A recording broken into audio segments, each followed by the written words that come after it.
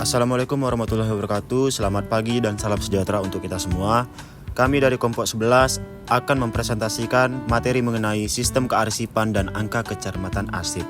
Dengan saya Restu Juang Damara. Di sini saya tidak sendiri, saya ditemani oleh rekan saya yaitu David Afrianto Panjaitan. Baik, adapun pokok pembahasan yang bakal kami jelaskan yaitu yang pertama ada pola klasifikasi arsip, yang kedua syarat pola klasifikasi arsip, yang ketiga tujuan dan fungsi klasifikasi arsip, yang keempat praktik langkah menentukan klasifikasi pengarsipan, dan yang kelima menghitung angka kecermatan arsip. Baik, untuk pokok pembahasan pertama yaitu pola klasifikasi arsip akan dijelaskan oleh rekan saya yaitu David Afrianto Panjaitan. Untuk David dipersilahkan. Baik, terima kasih Restu. Pola klasifikasi arsip. A. Pengertian klasifikasi. Secara etimologis, istilah klasifikasi berasal dari bahasa Belanda, klasifikasi, yang pada gilirnya berasal dari bahasa Perancis, classification, yang berarti pengelompokan atau pembagian kelas. Singkatnya, klasifikasi adalah proses pengelompokan suatu secara sistematis berdasarkan kesamaan karakteristik untuk memudahkan pengelolaan dan pemahaman. B. Pola klasifikasi kearsipan. Klasifikasi kearsipan merupakan klasifikasi yang disusun berdasarkan masalah sehingga mencerminkan fungsi dan kegiatan pelaksanaan tugas satuan organisasi.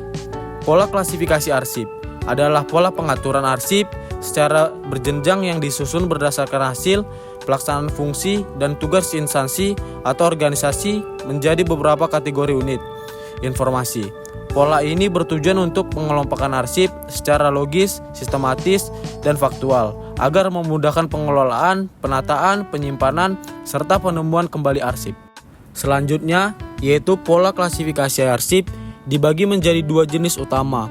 Yang pertama yaitu klasifikasi arsip fasilitatif yang berkaitan dengan fungsi pendukung atau unsur pembantu pimpinan seperti hukum, hubungan masyarakat, kepegawaian, keuangan, organisasi, pengelolaan, dan lain-lain. Yang kedua yaitu klasifikasi arsip substantif yang berkaitan dengan fungsi utama atau pelaksanaan tugas pokok instansi, misalnya akreditasi, kearsipan, pembinaan kearsipan, pendidikan, dan pelatihan, konversasi arsip, dan teknologi informasi. Selanjutnya itu syarat pola arsip. 1. Mempunyai hubungan logis dan kronologis. Dalam klasifikasi arsip, prinsip logis dan kronologis saling melengkapi untuk menciptakan sistem pengelolaan arsip yang efektif. Penyusunan secara logis memastikan arsip dikelompokkan berdasarkan hubungan yang sistematis dan mudah dipahami. Sedangkan penyusunan secara kronologis mengatur arsip dalam urutan waktu yang teratur di dalam setiap kelompok. Contoh urutan yang kronologis: kepegawaian, yaitu perencanaan pegawai, pengangkatan pegawai, pensiun. Contoh urutan yang tidak kronologis, yaitu kepegawaian yang pertama yaitu pensiun, pengangkatan pegawai, dan perencanaan pegawai. Syarat pola arsip yang kedua yaitu menggambarkan luas lingkup dan proses kegiatan, harus mencerminkan luas lingkup serta proses-proses tahapan kegiatan organisasi yang bersangkutan, harus sesuai dengan masalah-masalah yang benar-benar terjadi dan dilaksanakan oleh organisasi yang bersangkutan. Klasifikasi harus fleksibel, luas, dapat mengakomodir dan mengikuti perkembangan fungsi kegiatan yang ada. Yang ketiga yaitu fleksibilitas. Klasifikasi harus fleksibel, luas, dapat mengakomodasi dan mengikuti perkembangan fungsi kegiatan yang ada. Hal ini penting terjadi agar klasifikasi tetap relevan seiring perubahan dalam organisasi. Selanjutnya, syarat pola arsip yang keempat, penyusunan skema klasifikasi secara berjenjang atau bertingkat. Skema klasifikasi harus disusun secara berjenjang atau bertingkat, mulai dari masalah pokok, primer, yaitu submasalah, sekunder, dan sub-masalah yaitu tersier. Sebaiknya maksimal 3 tingkat sampai ke masalah tersier. Contoh yaitu pokok masalah atau primer, pendidikan dan pengajaran. Selanjutnya submasalah atau sekunder yaitu penerimaan mahasiswa baru. Selanjutnya sub-masalah atau tersier yaitu daya tampung. Selanjutnya yang kelima, dilengkapi dengan kode. Jika terdapat kegiatan yang permasalahannya tidak bisa dilakukan dengan urutan kronologis, maka untuk mempermudah dalam pengenalan klasifikasi digunakan kode. Kode bisa berupa abjad, angka atau gabungan abjad, dan angka yang mudah diingat. Baik, untuk materi selanjutnya dijelaskan oleh rekan saya, Restu Juang. Baik, terima kasih David. Materi selanjutnya yaitu tujuan dan fungsi klasifikasi arsip. Dimulai dari tujuan, yang pertama menjamin pengelolaan arsip aktif secara efektif dan efisien.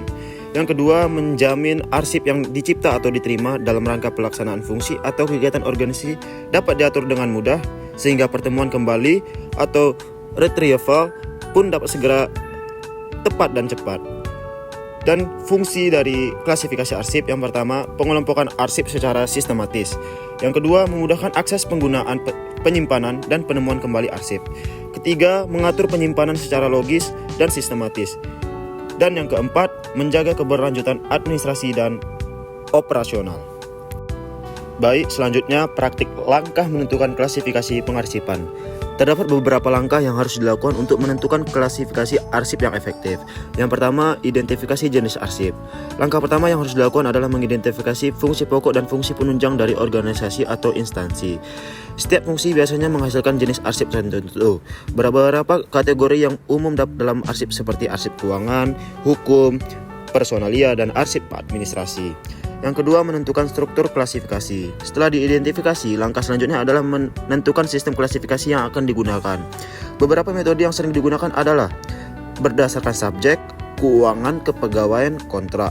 Berdasarkan kronologis, tanggal atau waktu, tanggal, bulan, tahun. Berdasarkan urutan abjad, A, B, C, D, dan seterusnya. Dan berdasarkan numerik 001, 002, dan 003.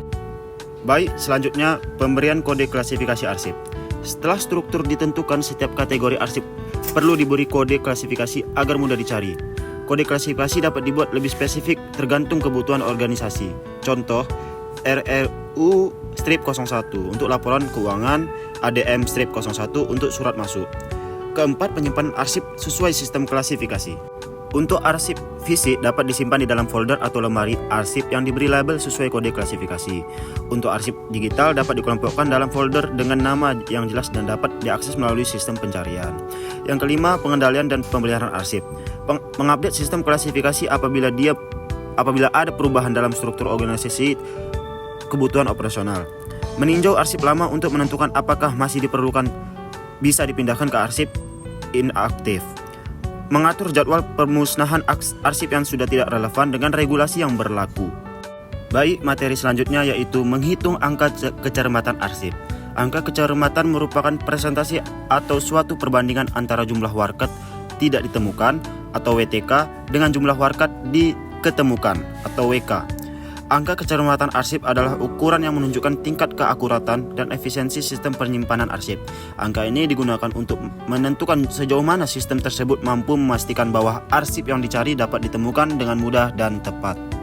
Baik, untuk materi selanjutnya akan dijelaskan kembali oleh rekan saya yaitu David. Untuk David dipersilahkan. Selanjutnya yaitu menghitung angka kecermatan arsip.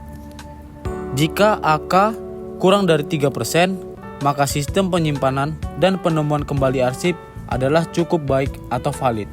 Selanjutnya, jika AK sama dengan 3%, maka penyelenggara penyimpanan kembali arsip berada pada posisi kritis.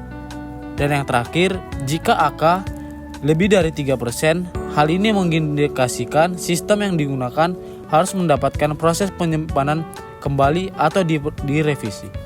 Selanjutnya masuk ke contoh kasus menghitung angka kecermatan arsip. Rumus menghitung angka kecermatan yaitu AK sama dengan jumlah WTK dibagi jumlah WK dikali 100%. Adapun keterangannya yaitu AK yaitu angka kecermatan, WTK arsip yang tidak ditemukan, dan WK arsip yang ditemukan. Adapun contoh kasus menghitung angka kecermatan arsip yang boleh teman-teman lihat pada gambar di samping, yaitu sebuah instansi melakukan audit terhadap arsip yang telah diklasifikasikan.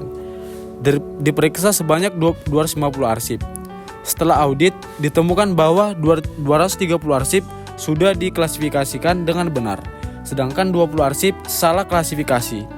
Maka angka kecermatannya dihitung dengan rumus, yaitu angka kecermatan sama dengan jumlah WTK dibagi jumlah WK dikali 100%, yaitu 230 dibagi 250 dikali 100%, yaitu 0,92 dikali 100%, maka hasilnya adalah 92%.